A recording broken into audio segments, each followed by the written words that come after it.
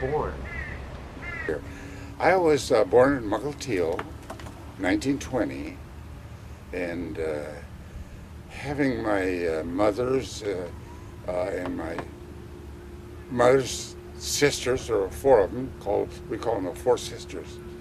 In our early childhood, all four sisters lived in Ballard, and they moved from a homestead up in Stanwood, and my grandfather came to Ballard, and all the seafaring men were the people that stayed in Ballard Hotel. They eventually sold the hotel, and they moved over to Bainbridge Island. From Bainbridge Island, we were around the county and ended up here in Manchester. And the reason that we came to Manchester was my grandfather, who I remember, and I've got pictures of him and me when I was just a little kid. That was my first experience, but can't remember that. There were lots opened up, and they were plotting in Manchester with these lots, and the seafaring guys, one of them was an engineer aboard the ships, married my mother, and the other one married my aunt, and the grandfather he had an opportunity to get a free lot if he induced these guys to buy lots up there. So they bought lots. Excuse me, about what time, but what year? Well, that was before my time, really. I was little. I don't remember exactly what year that was. Mm-hmm. But that's how we got here originally in Manchester. So it must have been before your time, and it must have been. Well, that was like before that was 19. You were about 19. 17, something like that. Okay, about 1917? Something like that. Wow. Well, you got to remember, they came out in covered wagons, homesteaded down the line, and ended up here. And I can remember that at the time I was just a little tiny baby in my grandfather's arms. Now that's what I don't really remember all of that. Yeah. That's just what I was told, except I've seen the picture. Yes. But then we started, let's see, what would be the next thing along the line? Later on then, we would come and visit Manchester from Mukilteo, and we rode the old cross line, which was a brand new ferry coming into Manchester from Alki Point. And we came over, and I was about 7 years old, 6, 7 years old at that time. The rest of my life I've been coming to Manchester. Started every summer in the summertime we always came to Manchester, and on the beach we enjoyed the surroundings, the old hotel that was on the end of Manchester, and the point. There was nothing out there but there's an old steamer that was wreckage, and they had to salvage it eventually. But we enjoyed the boardwalk coming down. The boardwalk ended. There was no point down there per se where the steamer was out, and we played. But we actually was back up in the hill to where my grandfather had this lot. He got his free lot. The lots were given finally to our kids, Stephen and Mike. He's my brother's son, and Mary, my sister, and all of us. They got lots. We ended up. They sold those lots. Went down to Ballard Realty.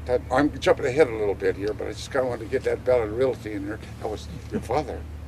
Went down to him, and when I transferred those lots, or Helen and I did, over to the kids, and I offered your father a chance to buy more lots. I thought that'd be a good investment. And so anyway, he couldn't get a buyer, so we finally did. sold them off later, and the kids used the money to go to college. So that was the beginning of Manchester. But the things that I can remember most when I was a kid was the fun we had.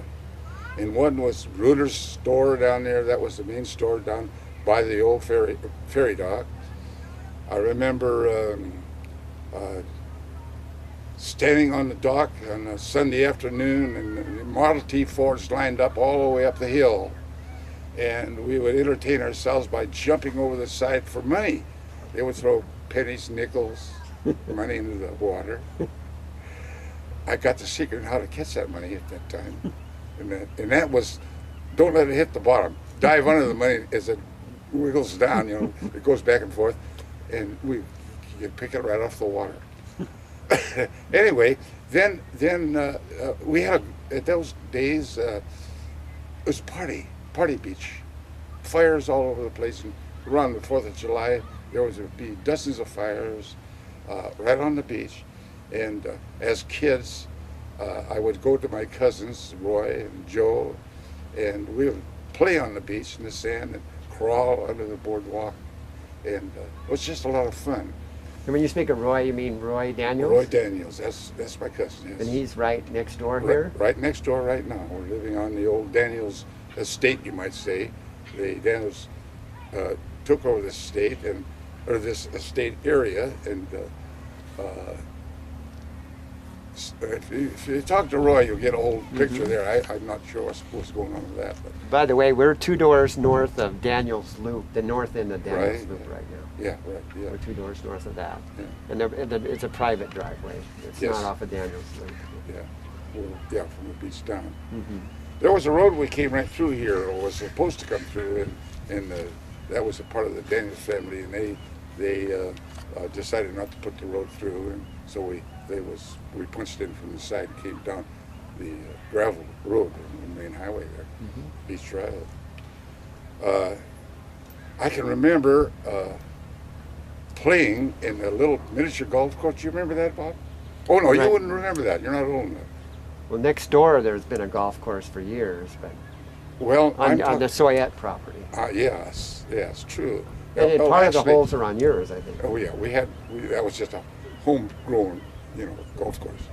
We played golf, had a lot of fun. But I'm talking about, this was a miniature golf course, a putt-putt thing. That's what you had mentioned. I Yeah. don't know about that. You can imagine that, see, it was, in my recollections and memories, this was like going to Europe or going to over the seas from Mukilteo, like going out to, and with all of the things that was happening around here, it was just a big kind of a playground as a kid.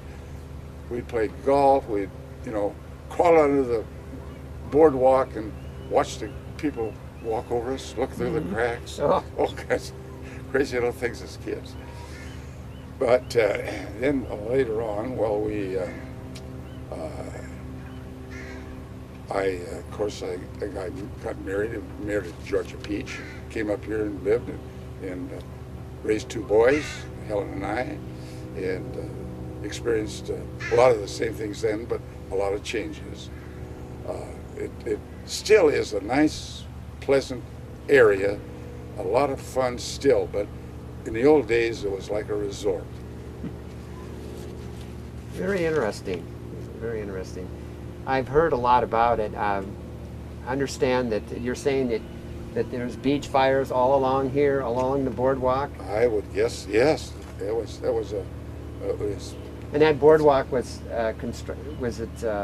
made out of wood or right in front of your place here? right. Yeah. Originally, it was a nice boardwalk, and eventually, as it deteriorated, it was repatched and repatched and repatched, and then finally it wore out. But As far as you understand, did the Navy put that in? I don't really know. I don't know about that.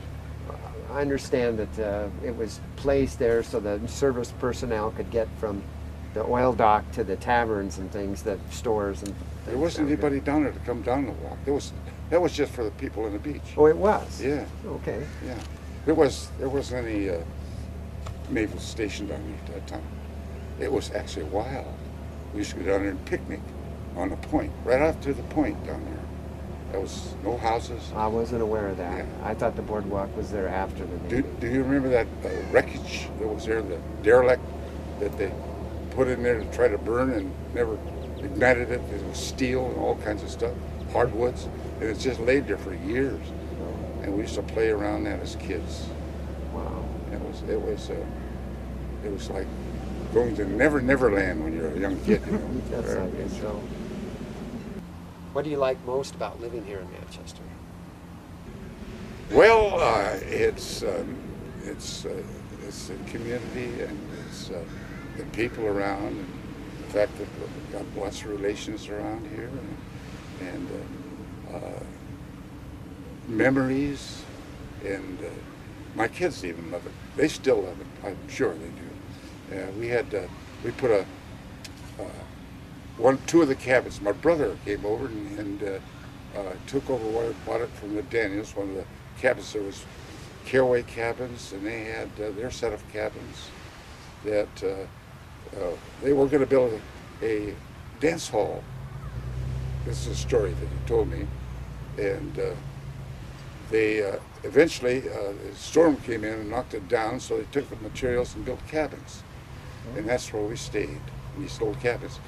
And that's an original cabin. There are two of them put together that you see down there in the front. So they're pretty old. Yeah. Right. When you think it was about 1926, we were staying in those cabins. Wonderful. Well, it's great. Well, I thank you very much for your time this afternoon, and it's been most enjoyable talking with you.